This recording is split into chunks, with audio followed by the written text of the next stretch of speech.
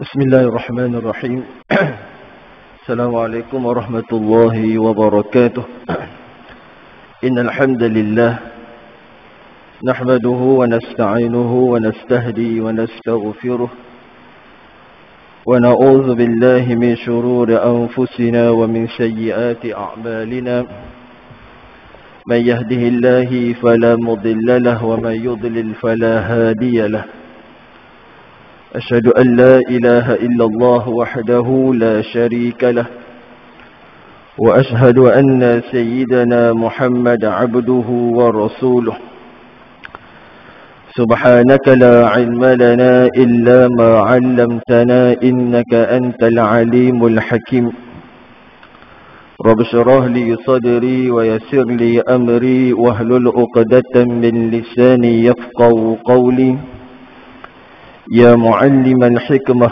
علمنا يا معلم الحكمة علمنا يا معلم الحكمة علمنا وذكرنا ما نسينا وعلمنا ما جهلنا اللهم أخرجنا من ظلمات الوهم وأكرمنا بنور الفهم وافتح علينا بمعرفة العلم وسهل أخلاقنا بالحلم وجعلنا ممن يستمعون قولا فيتبعون أحسنه نوينا التعلم والتعليم والنفع والانتفاع والإفادة والاستفادة والتذكر والتذكير والحث على التمسك بكتاب الله وسنة رسوله ودعاء إلى الهدى ودلالة على الخير ابتغاء وجه الله ومرضاته وقربه والثواب سبحانه وتعالى وصلى الله على سيدنا محمد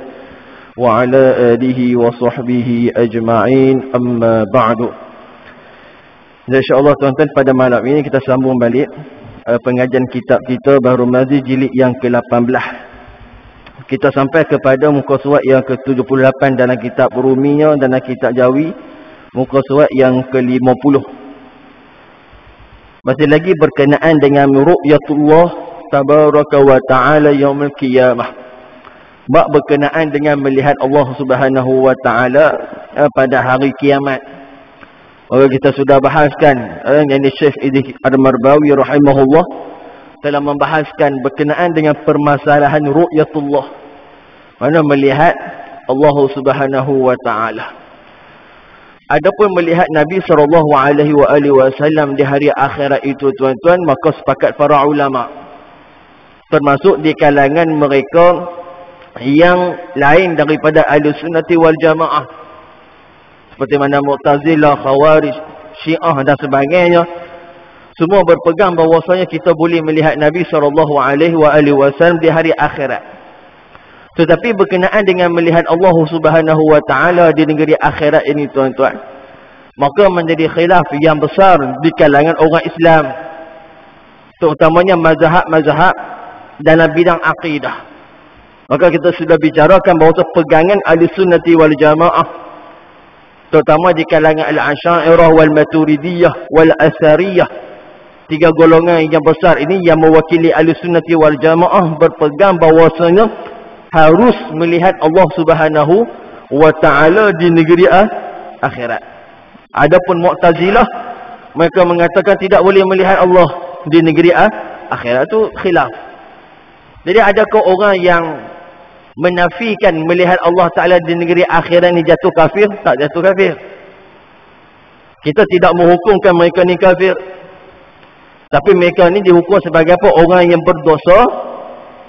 Sebab apa berdosa? Sebab mereka menyalah nafsirkan ayat-ayat Allah Subhanahu wa ta'ala. Atau masih lagi dalam ruang yang kita sebut sebagai masih lagi mewujudkan perbincangan. Lepas tu kita tak boleh mengkafirkan mereka yang mana menafikan boleh lihat Allah Subhanahu wa ta'ala. Dan perbincangan tu telah lalu kita sebutkan. Pada masalah yang ke-17 ini, qala musannif rahimahullahu ta'ala wa nafa'ana bi barakati ulumihi fid daraini amin. Masalah yang ke-37, melihat Tuhan tidak bersempil-sempil, mana berhimpit-himpit, dan tidak bersusah payah. seperti melihat benda apa yang di dalam dunia yang tidak dapat dilihat melainkan dengan bersusah payah, meninggal tempat duduk dan pergi bersempil-sempil. Adapun melihat Tuhan itu sebagai kita melihat matahari dan bulan, tiada hajat kita kepada bersempil-sempil dan kesana kemari mencari ceruk dan celah yang jadi tempat dapat melihatnya. Bahkan masing-masing duduk di tempatnya, jikalau berjauh-jauh jaraknya sekalipun, maka semuanya nampak Tuhan itu dengan nyatanya. Tiada sesuatu yang mendindingnya dan mengadangnya. Itu tuan-tuan, di antara perkara yang dibahas oleh para ulama. Adakah melihat Allah Ta'ala ini terpaksa kita berhimpit-himpit? Seperti mana kita duduk atas dunia, kita nak lihat satu benda yang jauh, maka kita kena pergi tempat tu, baru kita nampak. Ataupun kalau kita nak tengok benda tu terhalang, maka kita akan mendekatkan dengan benda tersebut. Maka dalam perkara ini, ru'yatullah tidak seperti itu. Mana melihat Allah Subhanahu Wa Ta'ala tidaklah seperti mana kehidupan di dunia kita melihat sesuatu. Sebetulnya Ahlussunnah wal Jamaah dalam bab ru'yatullah ni tuan-tuan, kita sepakat. Tak kira Asy'ariyah, Maturidiyah dan sebagainya. Melihat Allah Subhanahu Wa Ta'ala ni bukan dengan makna melihat Allah Ta'ala di atas, bukan. Bukan makna melihat Allah Subhanahu Wa Ta'ala di kanan. Bukan melihat di kiri, bukan di belakang, bukan di bawah, bukan di atas dan sebagainya. Sebab apa tuan-tuan? Sebab Allah Ta'ala tu tidak tertakluk dia dengan jihah. Jihah ni mana arah. Dan kalau kita mengaji dalam matan Aqidatul Tahawiyah, Allah Subhanahu Wa Ta'ala dinafikan ke atasnya pada berjihad dengan jihad yang 6. Atas, bawah, depan, belakang, kanan, kiri. Begitu juga bila mana kita tengok Allah Ta'ala di negeri akhirat pun sama juga. Dia tidak berjihad atas. Jadi bagaimana Ahlussunnah wal Jamaah dalam perkara ini? Mereka meletakkan kaifiat. Cara melihat ni tuan-tuan, terserahlah kepada Allah. Dan adakah melihat dengan mata? Tak. Sebab tu khilaf dalam mazhab Asy'ariyah. Ada di kalangan ulama-ulama dalam mazhab kita, apa dalam akidah kita mengatakan, lihat bukan dengan mata. Tetapi Allah Subhanahu Wa Ta'ala mencampakkan di dalam hati ahli-ahli syurga pandangan basirah yang dibuka oleh Allah akan hijab. Ya, kita hari ni tuan-tuan tak boleh tengok Allah sebab hijab. Benar gaib. Benar gaib ni tuan-tuan memang kita tak boleh lihat di atas tu, takkan dapat lihat. Seperti mana yang dibahas oleh para ulama, bagaimana Nabi SAW melihat Allah Ta'ala di peristiwa Isra' dan juga Mi'raj. Itu khilaf di kalangan sahabat. Kata Sayyidina Abdullah ibnu Abbas, Nabi tengok Allah. Tapi Sayyidatuna Aisyah kata, Nabi tak tengok Allah. Itu khilaf ke atas Rasulullah. Bagaimana kita orang biasa. Maka sebab itu kata para ulama, tengok bukan dengan biji mata.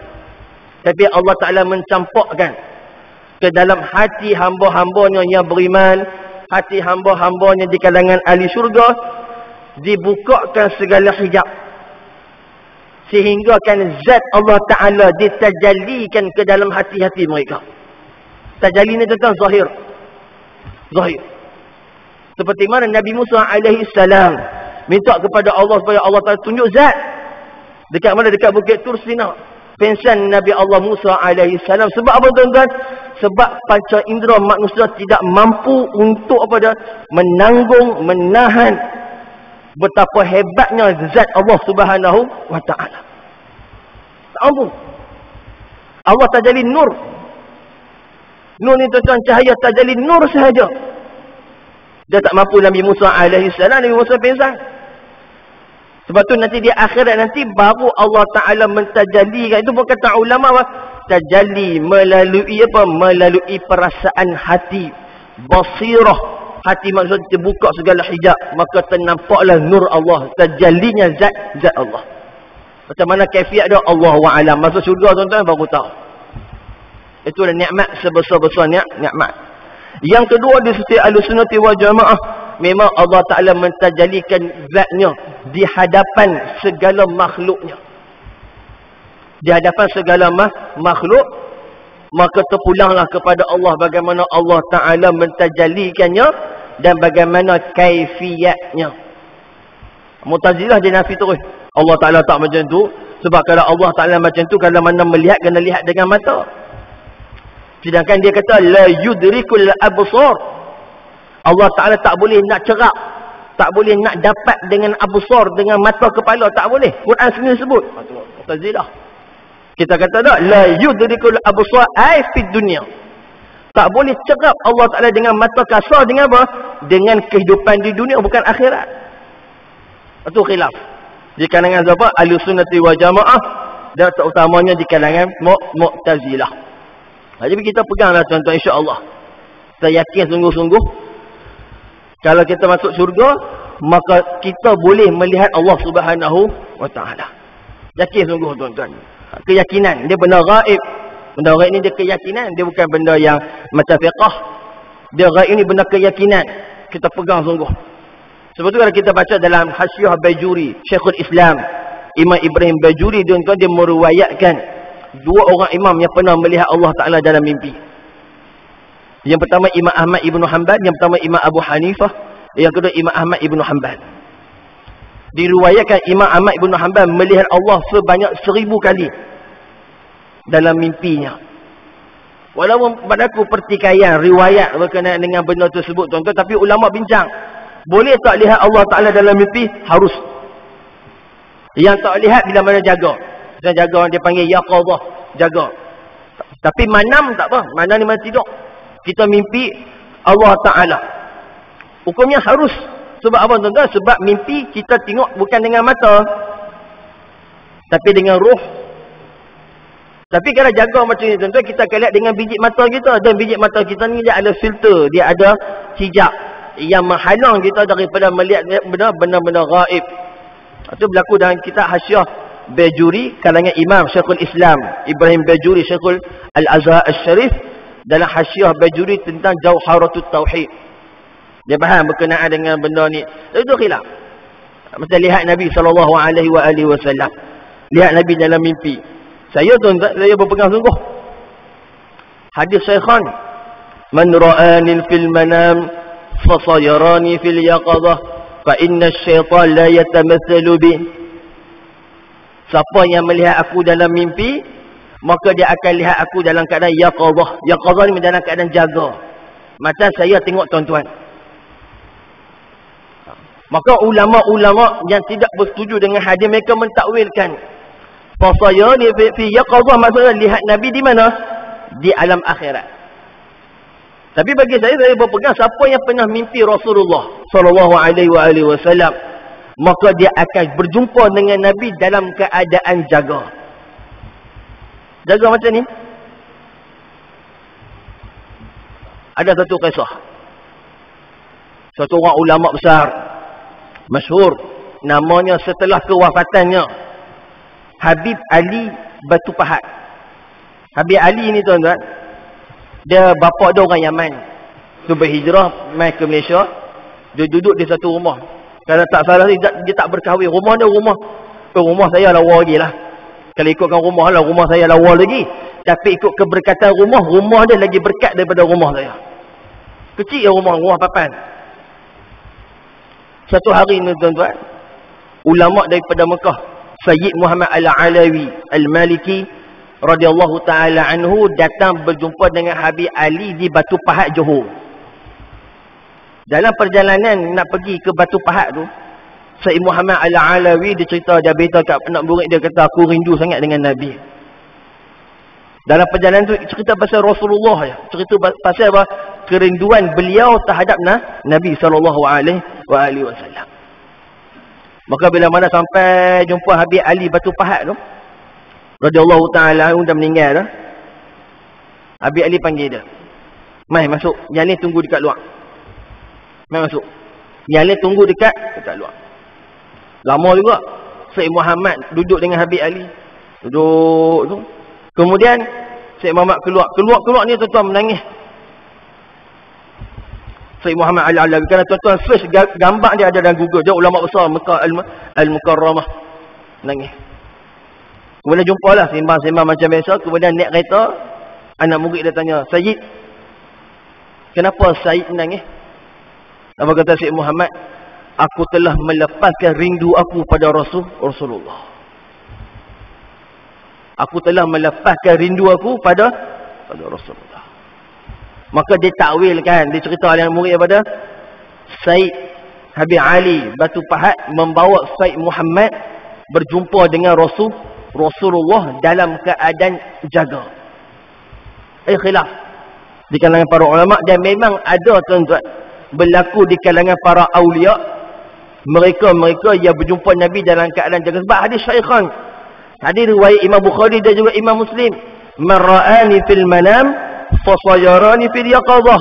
Cuma ada takwilan daripada mereka yang tak bersetuju. Mereka kata jumpa di hari akhirat. Tapi kalau kita kata kalau jumpa di hari akhirat, orang tak beriman pun jumpa Nabi, orang yang kafir pun jumpa Nabi, orang munafik pun jumpa Nabi. Sebab tu dalam hadis tersebut menunjukkan apa tuan-tuan? Boleh jumpa Nabi secara jaga. Ya, kata ulama, boleh jumpa Nabi secara jaga. Tapi masih ada lagi khilaf. Nak cerita bab mimpi. Sebab tu Syekh Idris Al-Marbawi rahimahullahu ta'ala dalam kitab beliau Bahrul Mazi jilid yang ke-16, dia bahas berkenaan dengan bab mimpi Rasulullah. Adakah mimpi itu mimpi yang benar ataupun mimpi yang sahih? Bagi saya tuan-tuan, saya pegang mimpi itu mimpi yang sahih. Sebab apa? Yang pertama, amal dengan hadis Nabi, riwayat Imam Bukhari dengan Imam Muslim. Yang keduanya, pengalaman para sahabat yang setelah kewafatan Rasulullah, mereka mimpi Rasulullah. Di kalangan para awliya yang mimpi Nabi, maka saya berpegang kepada hadis tersebut. Ini mimpi. Mimpi ni tuan-tuan, janganlah terikut dengan kawan kita tu yang baru kena tangkap dengan jabatan agama tu. Duk mimpi lawat syurga lah, lawat neraka lah. Dia mimpi ni lain. Dia mimpi ni tuan-tuan, dia bukan hujah dalam agama. Dia tak boleh. Macam saya contoh, kalau saya mimpi kan, saya mimpi dunia nak kiamat contoh tak. Waktu saya kuliah saya pun cerita lah bab ni. Saya minta pada tuan-tuan semua tinggalkan harta benda tuan-tuan. Yang mana ada kereta tolong jual, yang mana ada rumah pergi jual rumah, duduk dalam hutan. Tuan-tuan ni ikut saya ke tak? Kalau macam tu lah saya mimpi, contohlah. Selalunya mimpi laku ni ustaz-ustaz lah. Dia kata saya mimpi Rasulullah. Contoh kata Rasulullah kata suruh jual rumah, jual kereta, jual yang ni, pergi mana? Pergi masuk hutan tuan-tuan. Rasulullah tuan-tuan ni ikut saya ke tak? Nak jual rumah tuan-tuan, nak ikut masuk hutan. Belum tentu mimpi tu betul. Sebab apa tuan-tuan? Sebab mimpi Rasulullah SAW. Yang pertama kita kena tahu, mimpi Nabi sahih. Yang kedua, kalau mimpi dalam mimpi tersebut menyalahi daripada syariat, itu bukan Rasulullah. Contoh satu orang pakai jubah putih. Saya selalunya tuan-tuan, orang datang jumpa berkenaan dengan mimpi. Sebab masa dulu saya aktif lah dalam Darul Syifa ni. Lah ni kurang sangat lah. Dulu memang aktif. So orang akan bawa cerita berkenaan dengan mimpi.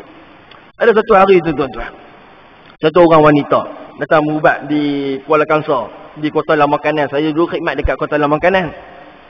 Satu orang perempuan datang cerita, dia mimpi Rasulullah. Saya kata mimpi Rasulullah, mimpi yang macam mana? Dia pun cerita sekian. Betul, saya kata, apa Rasulullah habaq dalam mimpi? Dia kata Rasulullah kata kat saya, dia membenarkan saya untuk membuka aurat. Rasulullah membenarkan saya untuk membuka aurat dan membenarkan saya untuk apa? Untuk meninggalkan salat kerana saya sudah mimpi Rasulullah. Saya kata syaitan. Sebab apa syaitan tuan-tuan? Sebab syaitan dia tidak akan menyerupai Rasulullah. Rupa jasad Nabi pun dia tak lebih. Itu syaitan. Tetapi dia boleh datang dalam rupa yang lain, mengaku sebagai Nabi, kemudian dia menterbalikkan syariat. Itu salah. Jangan pegang.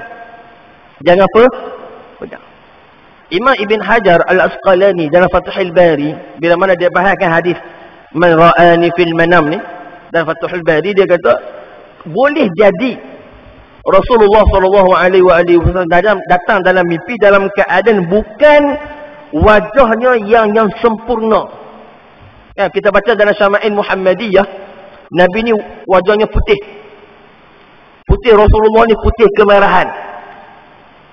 Dan di bahagian hidung ni mancung Keluar cahaya di tengah hidung ni. Kening Rasulullah ni macam tu. Kening Rasulullah. Dan tidak bersambung di antara dua kening ni. Mata Rasulullah ni panjang. Dia ada belahan kat tepi ni. Itu mata Rasulullah. Mulutnya lebar. Giginya jarang dekat bahagian tengah tu, gigi kita, gigi tengah ni jarang macam tu. Ada kata maksudnya gigi tu jarang macam dan gigi-gigi yang lain. Sebab tu bila mana sahabat menceritakan tentang Rasulullah SAW, Nabi bila bercakap, keluar cahaya daripada celah gigi Nabi melalui jarangnya gigi Rasulullah. Janggutnya panjang, menutupi. Kalau kita gagal di belakang Rasulullah, maka kita akan nampak. Itu asalnya Nabi SAW, seperti mana direkodkan dalam kitab Syama'il Muhammadiyah. So kalau kata Imam Ibn Hajar Al-Asqalani, kalau satu orang dia mimpi Nabi dalam keadaan wajahnya hitam, tak seperti mana dalam kitab Syama'il Muhammadiyah, adakah itu Nabi? Maka kata Imam Ibn Hajar Al-Asqalani rahimahullahu ta'ala, ya, itu Rasulullah. Tapi kenapa Nabi datang dalam keadaan berwajah seperti itu? Hasya lillah, Nabi tak macam tu, tapi mimpi macam tu. Itu menunjukkan apa tuan-tuan? Yang hitam tu bukan Rasulullah, tapi yang hitam tu kita. Kita lah yang hitam tu. Maka sebab apa? Nabi umpama cermin kepada umat. Kalau kita menyuluh muka kita pada cermin muka kita, maka itulah muka kita. Maka kita ni tuan-tuan imbalan kepada Rasulullah. Kalau Rasulullah datang kepada kita dalam keadaan yang tidak sempurna, maka yang tidak sempurna bukan Nabi, tetapi kita. Maka pada perbaikilah, kata Imam Ibn Hajar Al-Asqalani, perbaikilah diri kamu. Kalau datang dalam keadaan sempurna tuan-tuan, alhamdulillah.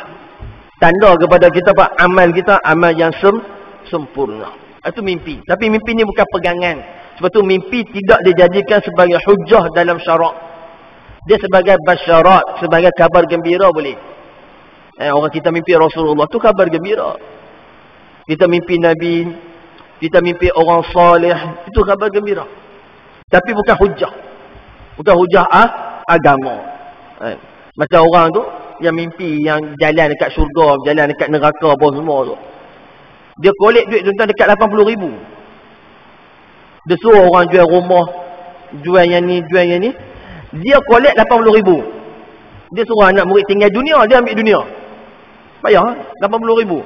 Dan kena tangkap jawatan agama. Dia orang PKP ni orang tak pergi mana. Orang banyak jadi gila. Stay duduk rumah tak buat apa. Mulalah mimpi yang tu lah, mimpi yang ni. Agama ni tu dah mudah. Agama ni mimpi bukan hujah. Tapi adakah ulama meninggalkan mimpi? Tidak. Tidak meninggalkan mimpi. Cuma mimpi tu untuk kita. Seperti saya katakan, kalau saya mimpi benda-benda yang pelik-pelik, adakah saya perlu cerita kepada tak perlu. Itu untuk saya. Kalau benda tu baik untuk saya, baiklah. Kalau benda tu buruk, buruklah benda tu. Itu mimpi. Sebab apa? Sebab Imam Ibrahim Bajuri dia syarah dalam kitab beliau Hasyiah Bajuri berkenaan dengan Jawharut Tauhid. Imam Ahmad dan Imam Abu Hanifah pernah mimpi Allah. Tapi bagaimana rupanya dia pun tak boleh nak khabarkan, tak boleh nak cerita betapa agungnya zat Tuhan. Tapi berkenaan dengan tengok Allah di akhirat, sepakat. Para ulama boleh melihat Allah Ta'ala di negeri akhirat. Itu mimpinya tuan-tuan. Itu nikmat yang Allah Ta'ala bagi. Tanyalah pada kawan-kawan kita, sahabat-sahabat kita yang pernah mimpi Nabi. Mimpi yang paling sempurna tuan-tuan, yang kamil dan mukammil itu mimpi Rasulullah sallallahu alaihi wasallam. Diikut kepada amalan kita lah tuan-tuan. Ada orang tanya pada saya, macam mana amalan nak mimpi Nabi? Tidak ada amalan tuan-tuan. Dia bergantung kepada syauq kita kepada Rasulullah. Maknanya kerinduan kita kepada Rasulullah. Macam mana kita rindu orang lah. Kalau kita rindu orang ni tuan-tuan, kadang-kadang terbawa-bawa sampai ke mimpi. Macam itu juga Rasulullah. Kalau benar tuan-tuan rindu tu pada Nabi, insya-Allah Allah Ta'ala akan memberikan kita peluang untuk melihat kesempurnaan perciptaan makhluk yang paling sempurna adalah Rasulullah sallallahu alaihi wasallam. Kalau tuan-tuan ada pengalaman jumpa orang macam tu, sembang. Tanya bagaimana, mesti menitiskan air mata sebab melihat Kita lihat mimpi ni tuan-tuan dengan mimpi, bukan dengan biji mata. Lepas tu beza kita dengan sahabat ni tuan-tuan. Sahabat dia punya kesempurnaan, kehebatan, kemuliaan, ketinggian mereka. Kenapa? Mereka melihat Rasulullah dengan biji mata. Itu kemuliaan mereka. Walaupun sahabat ni tuan-tuan, ada serendah-rendah sahabat ada. Ada sahabat yang kerja dia bertani. Ada sahabat yang kerja dia bisnes. Duduk dengan Nabi pun jarang. Duduk dengan Rasulullah pun jarang. Tapi dengan dia dengan kita ni tuan-tuan, mulia dia lagi. Walaupun kita semayang banyak, ibadat banyak, baca Quran banyak, alim lagi. Ada sahabat tak alim? Ada sahabat yang tak alim. Bukan semua sahabat alim. Ada yang tak alim, ada yang tak hafal hadis. Kita hafal hadis. Ada sahabat yang tak hafal Quran. Kita hafal Quran. Tapi banding kita dengan mereka lagi mulia. Sebab satu ya. Kata guru saya apa? Sebab mata mereka tu mulia disebabkan kerana melihat jasad yang paling mulia di atas dunia. Dan juga di alam ni. Siapa dia? Rasulullah SAW. Itu beza dia. Cuma kalau kita dapat, alhamdulillah. Tu nikmat. Tu nikmat sebelum kita meninggal ni tuan-tuan. Mohonlah kepada Allah. Supaya Allah Ta'ala memberikan kepada kita keupayaan. Untuk mendapat. Melihat Nabi SAW di dalam mimpi. Baik. Apa dalilnya? Bermula dalil yang menunjukkan atas demikian itu. Atas apa dia? Atas lihat Allah Ta'ala tanpa berimpi-impi itu. Ialah sebagai hadis yang dikeluarkan oleh Imam Abu Isa At-Tirmizi radhiyallahu ta'ala anhu dengan katanya, an Abi Hurairah qala Rasulullah sallallahu alaihi wasallam tudammuna fi ru'yatil qamari lailatal badri wa tudammuna fi ru'yatil syamsi. Diriwayatkan daripada seorang sahabat Nabi sallallahu alaihi wasallam namanya Abu Hurairah radhiyallahu taala anhu, katanya telah bersabda Rasulullah sallallahu alaihi wasallam, adakah bersusah payah dan bersempit-sempit sekalian kamu pada melihat bulan pada malam purnama, mana Lailatul Badar? Dan adakah bersusah payah dan sempit-sempit sekalian kamu pada melihat matahari? Nabi tanya pada sahabat, adakah kalian nak tengok bulan tu terpaksa berhimpit-himpit tengok bulan purnama kan? Kita tengok bulan purnama mana ada berhimpit-himpit, tengok je lah. Di rumah kita, di tempat kita dan sebagainya. Maka kata dia, qalu la. Qala fa innakum satarawna rabbakum kama tarawna al-qamara lailatal badri la tudammuna fi ru'yatih.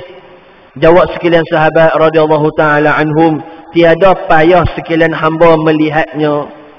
Sabdanya sallallahu alaihi wasallam, maka bahawasanya sekalian kamu lagi akan melihat Tuhan kamu sebagaimana melihat sekalian kamu akan bulan pada malam bulan penuh purnama. Tiada bersempil-sempil dan tiada bersusah payah sekalian kamu pada melihatnya. Itu hadis. Kata Nabi, kalian takkan bersempit-sempit lah. Bagaimana cara lihatnya tuan-tuan? Allahu a'lam. Tapi melihat Allah Ta'ala bukan macam lihat bulan tu, bukan. Ini tasyabbuh, mentashbihkan, mengumpamakan misal. Macam yang kita lihat bulan purnama macam tu. Melihat Allah Ta'ala bukan macam lihat macam bulan tu, tak. Ada orang faham Allah Ta'ala macam bulan, bukan. Tak boleh faham macam tu. Maksud hadis ni apa dah? Macam mana kita tengok bulan di atas dunia tanpa berhimpit-himpit, macam tu juga melihat Allah Ta'ala di akhirat tanpa berhimpit-himpit. Bukan maksudnya Allah di atas tu, bukan. Bukan Allah bulan, bukan. Sebab ada orang faham hadis ni dengan fahaman yang zahir. Oh, Allah Ta'ala macam bulan. No, bukan. Allah Ta'ala bukan macam tu. Tapi nak kata kat sini apa dah? Tidaklah berhimpit-himpit melihat Allah Ta'ala. Itu zat dia tuan-tuan. Itu kesempurnaan. Dan kalau kita baca dalam beberapa buah kitab hadis, di antara nikmat yang besar bagi ahli syurga apa dia? Melihat zat Tuhan. Sebab apa tuan-tuan? Kita sembah Allah tak tengok zat. Kita sembah Allah bukan Allah depan kita. Nabi sebut dalam hadis, waktu yang paling afdal dan hampirnya manusia kepada Allah dalam keadaan dia sujud. Adakah kita sujud Allah berada di bawah kita? Bukan. Bila mana kita semayang, adakah Allah Ta'ala duduk depan kita? Bukan. Adakah Allah? Bukan. Semua bukan. Tapi kerana iman, kerana percaya, kerana iktiqad kita beriman, kita semayang, bahawasanya Allah melihat kita, Allah memberikan ganjaran kepada kita, dan itu adalah kefarduan kalau kita buat.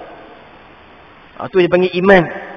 Iman ni tuan-tuan dia tak perlu dengan melihat, tapi dia perlu dengan kepercayaan. Bila kita duduk rasa angin kan, duduk rasa sejuk ni tuan-tuan ni, duduk rasa angin, tapi tak nampak pun angin, tapi percaya ada angin. Sebab apa? Sebab merasai. Sebab tu merasai Allah Ta'ala zauq kepada Tuhan tu, merasainya seperti mana yang dirasai oleh para ulama, sehingga kan nak buat maksiat kepada Allah ni jadi gerun, jadi takut.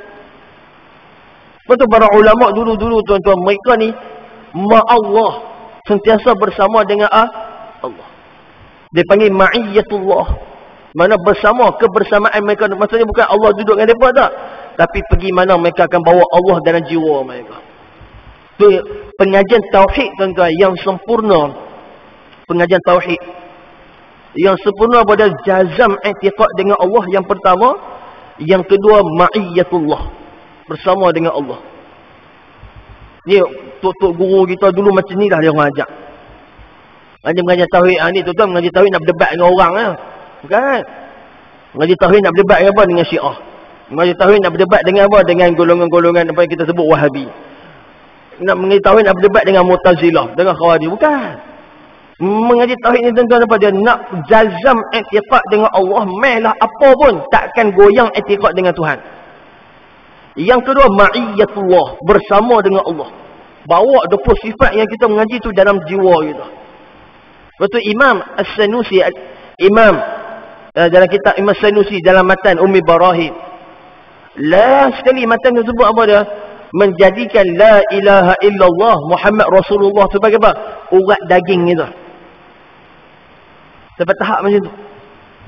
Sebab apa tuan-tuan? Sebab dia belajar sifat Allah Ta'ala, kesempurnaan zat Tuhan, kesempurnaan sifat dia, asma' dia, sampai dia bawa pergi mana pun dia akan bawa Allah Ta'ala dalam jiwa dia.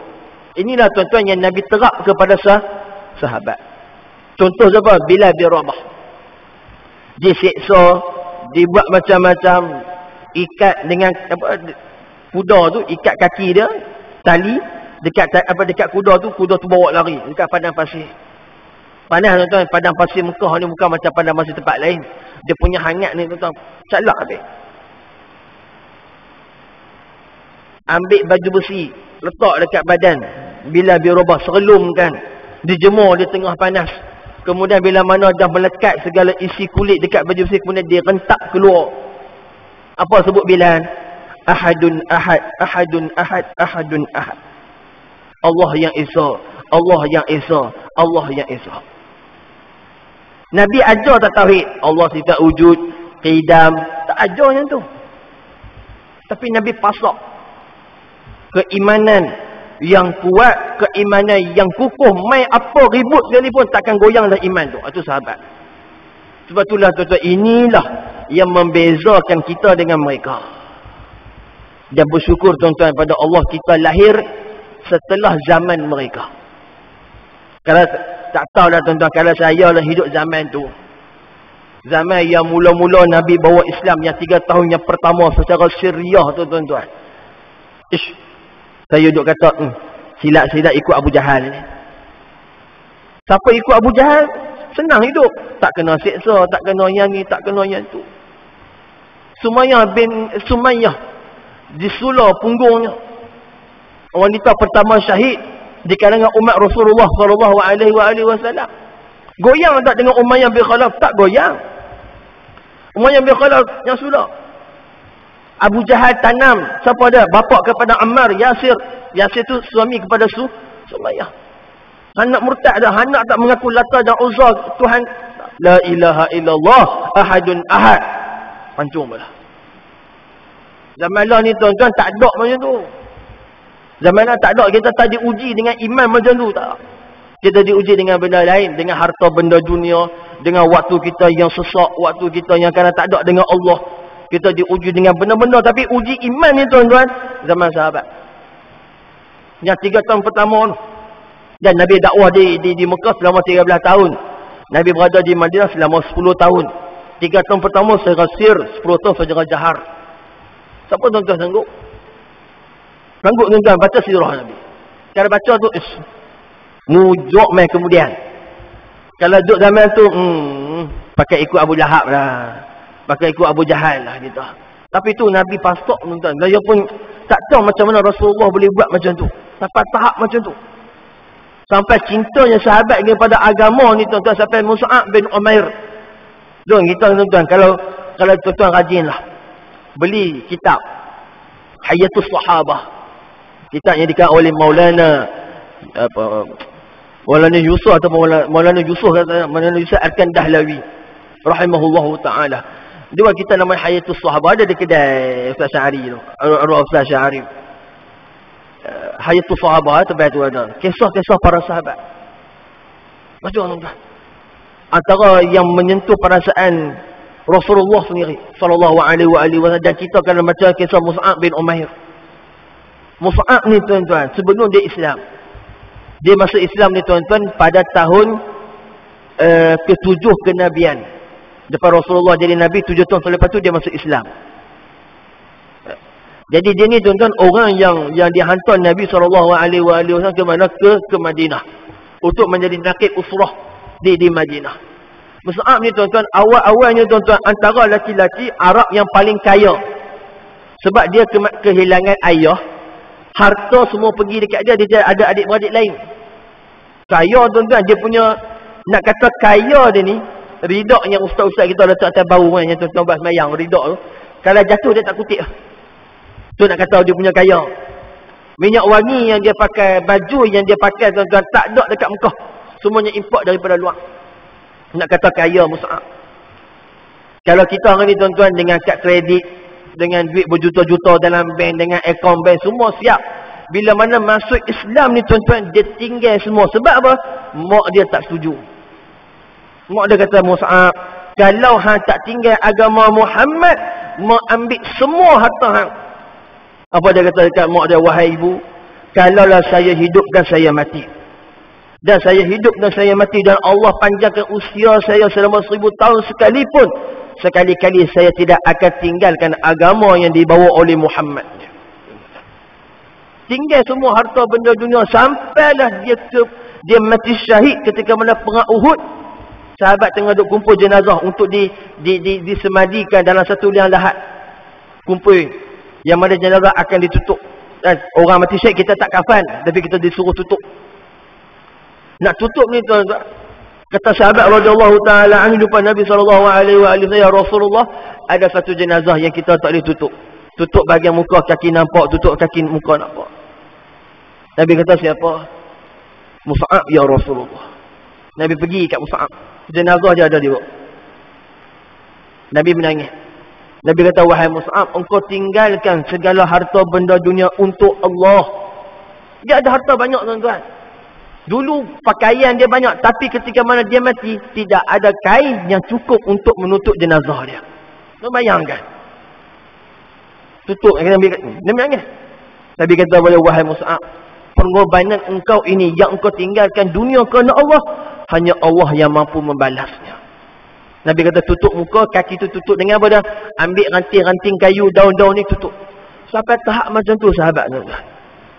Tu kata sahabat ni tuan-tuan, kualiti mereka ni terlalu hebat. Kita ni tuan tak dapat tanding. Tak dapat tanding.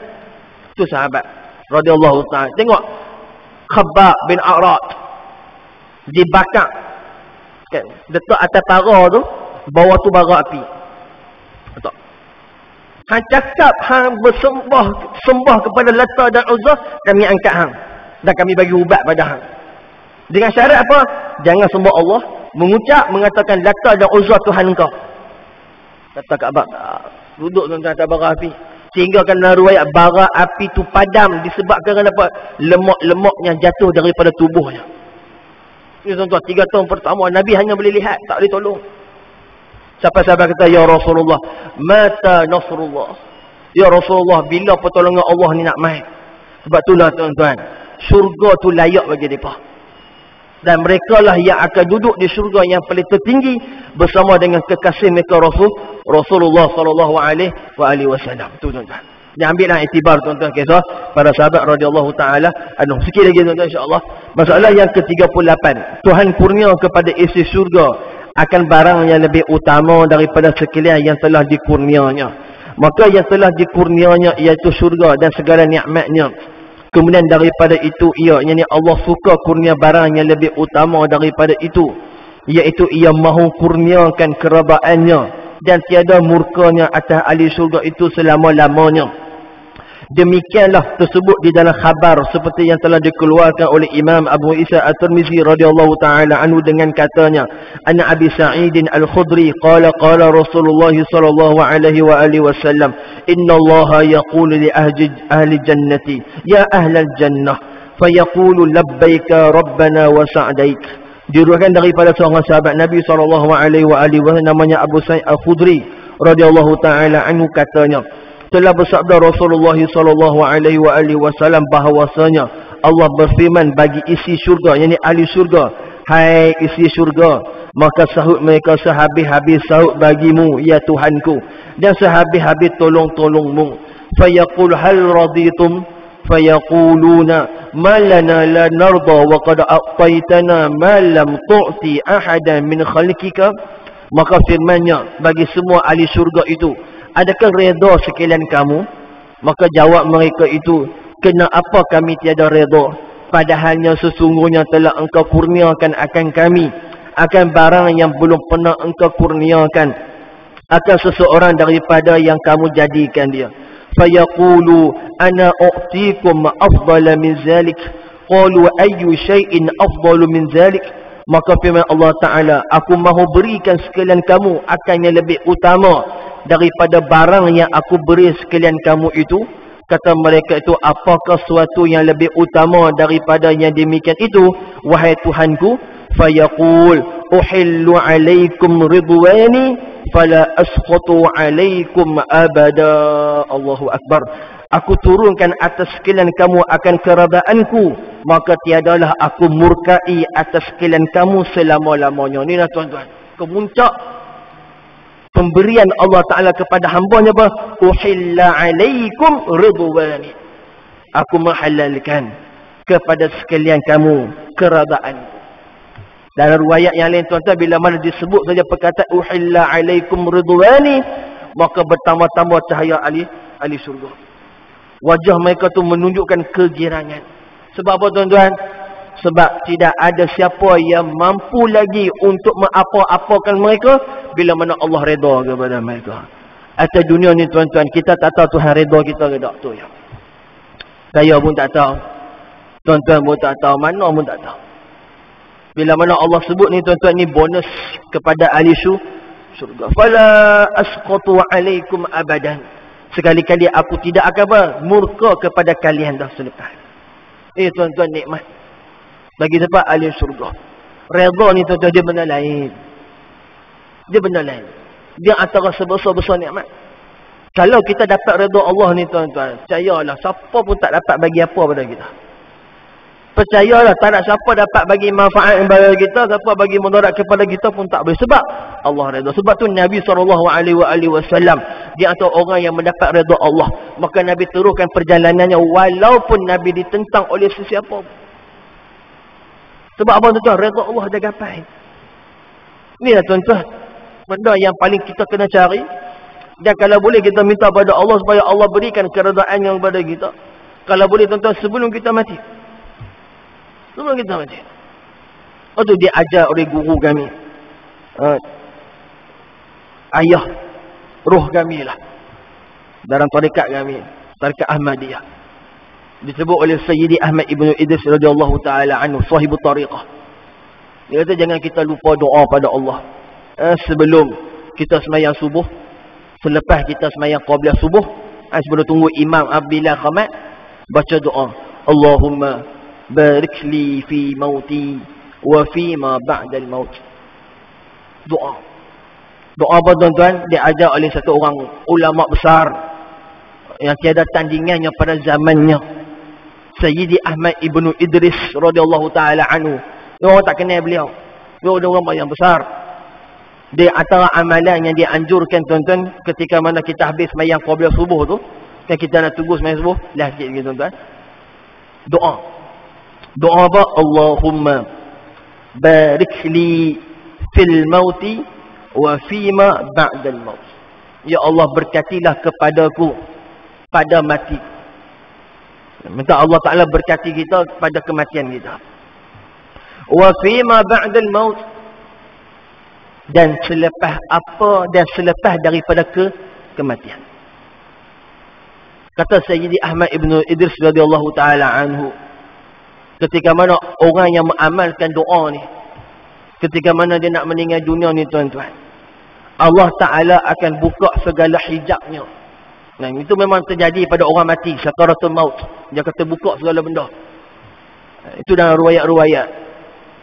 Maka Allah Ta'ala akan mendatangkan kepadanya Rasulullah sallallahu alaihi wasallam yang akan datang membantunya untuk sakaratul maut. Yang pertama. Yang kedua, wa fima ba'dal maut, dan apa daripada selepas kematian. Maka Rasulullah sallallahu alaihi wasallam akan datang membantunya ketika mana beliau berada di dalam kubur. Dalam Sahih Bukhari ni tuan, masuk saja anak Adam dalam kubur, riwayat Sayyidatuna Asma, pertama sekali dibawa oleh malaikat Rasulullah. Semua akan masuk. Kawan-kawan kita dah meninggal semua tengok. Kita ni tuan-tuan tak tengok lagi sebab tak meninggal. Kalau meninggal ni kita rasa bawa. Sebelum tanya ma rabbuka ma nabiyuka, bawa laki-laki ni. Kata Nabi, malaikat akan tanya kepada orang yang mati tadi, man haza rajul, laki-laki ni siapa? Tunjuk.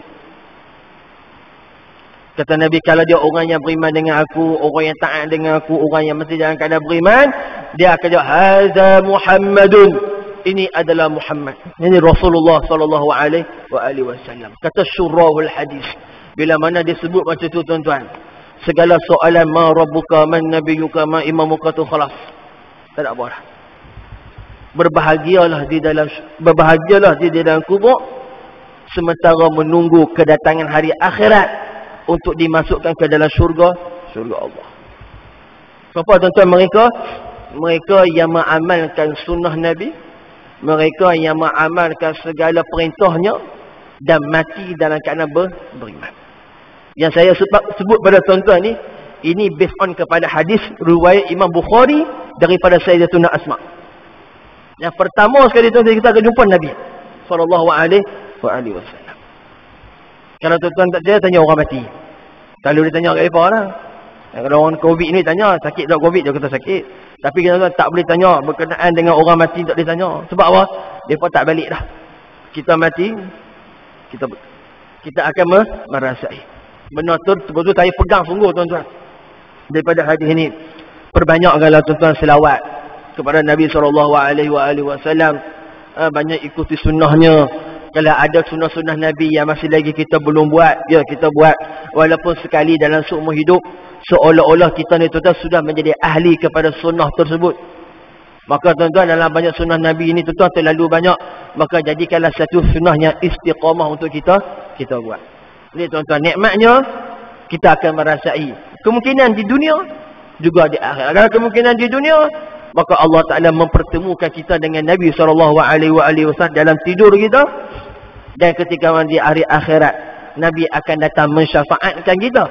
Dan Nabi SAW mengenali kita ini walaupun manusia tak kenal kita. Itulah tuan-tuan kelebihan orang yang mana hampirnya dengan Nabi SAW.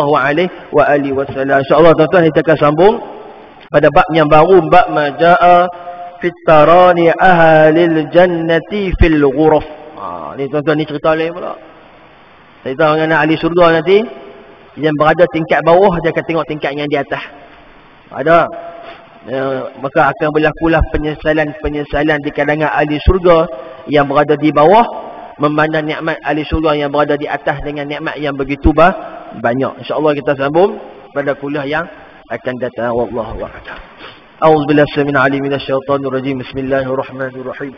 Alhamdulillahi rabbil alamin wassalatu wassalamu ala asyrafil anbiya'i wal mursalin سيدنا محمد وعلى آله وصحبه أجمعين. اللهم إنا نعوذ بك من علم لا ينفع ومن قلب لا يخشع ومن نفس لا تشبع ومن دعاء لا يسمع. Subhanallahi wa bihamdihi, subhanakallahumma wa bihamdika, nashhadu an la ilaha illa anta wa nastaghfiruka wa natubu ilaik. Wa sallallahu ala sayyidina Muhammadin wa ala alihi wa sahbihi wa baraka wa sallam. Walhamdulillahi rabbil alamin.